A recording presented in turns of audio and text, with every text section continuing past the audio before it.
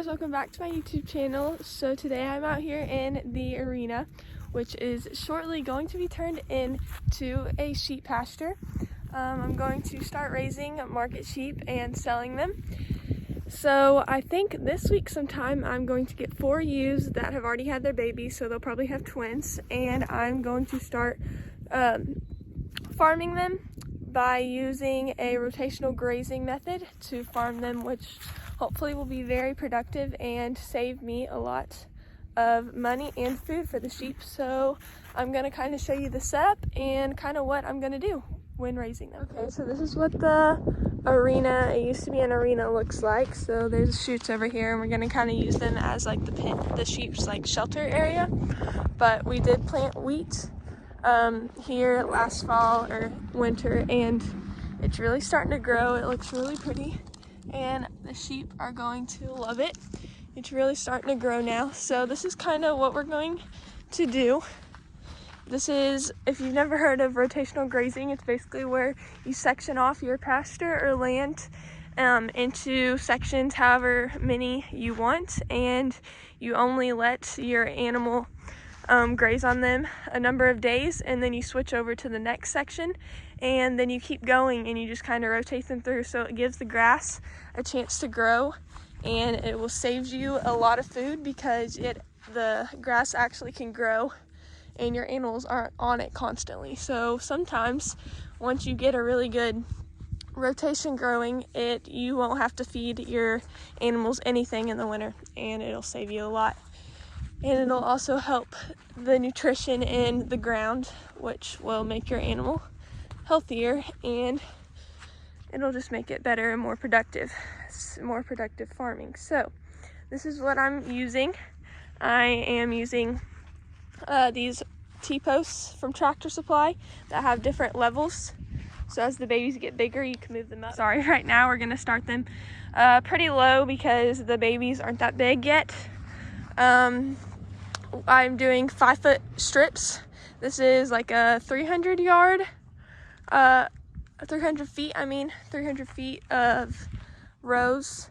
So it's 5 feet wide, so they have this long strips they can go eat, and depending on how fast they eat it, I'll leave them on this little strip for 3 to 5 days, which is pretty good. And then they're 5 foot wide, and so then I am using electric tape to keep them secure. I'm going to plug it into an electric or a solar battery, so it'll be hot wire, and I'm going to use that. So I'm going to put another 2 strips on this side. I just haven't done that yet, but it definitely saves you a lot, and they will last on this for hopefully 3 to 5 days. And then once they've eaten this down, I'm going to take this outside fence right here, I'm just going to flip it all the way over and make another 5 feet, and I'll have it going down, and then you just keep going until you get to the end, and then you start right back over.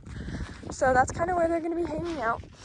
And then if you look back here, we're going to put a fence coming down right here to kind of be the gate, and this will just kind of be like their area where I'm going to put an extra hay bale out here just in case they need to nibble on that, because every bite they eat of the hay bale saves me about 2 bites of the wheat. So it just another way to feed them if they want it. So I'm going to put that right in the corner, and then I'm going to put a water in this area, and then this is where I'm going to lock them up at night.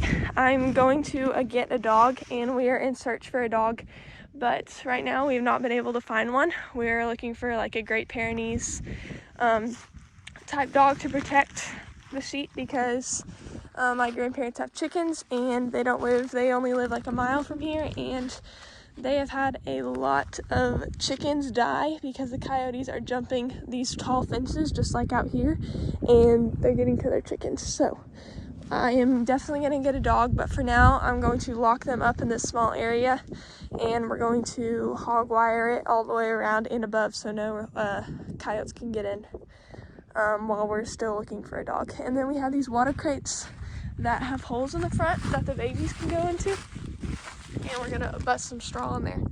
So it's just kind of like a DIY thing. That works. So this will kind of be their little area. And then I'll have water over here. And then once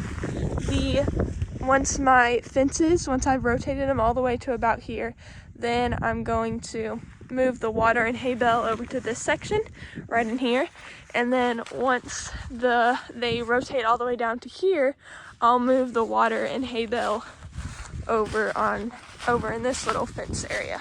So it's just all kind of rotation, and it literally just helps everything. It helps the grass, it helps the nutrients in the soil, and in the long run it helps your animals grow and thrive, because the manure that they produce will also spread, which will fertilize my ground, and it's bad for the animals to keep just eating the manure and eating where they've passed all the way down, and they'll just keep eating it over and over again, which is not super great for the grass, because the grass doesn't have a chance to grow and the animals don't have any fresh grass to really eat on. So by doing this, it really does help fertilize the ground, and it helps keep the animals healthy.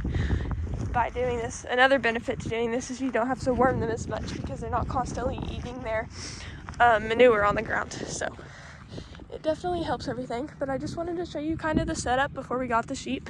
We're still working on some of the things before we get them, but I'm pretty sure it'll either be tomorrow or the next day when we get the sheep. So I'm so excited.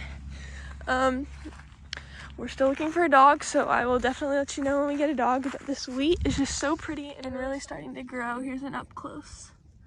It really does look good, and as the sheep eat on it, it'll still grow because we'll be rotating them. We also moved the bull over here. If you can't tell, he's in the back pasture. He does not have any wheat up there. He has a wheat hay though.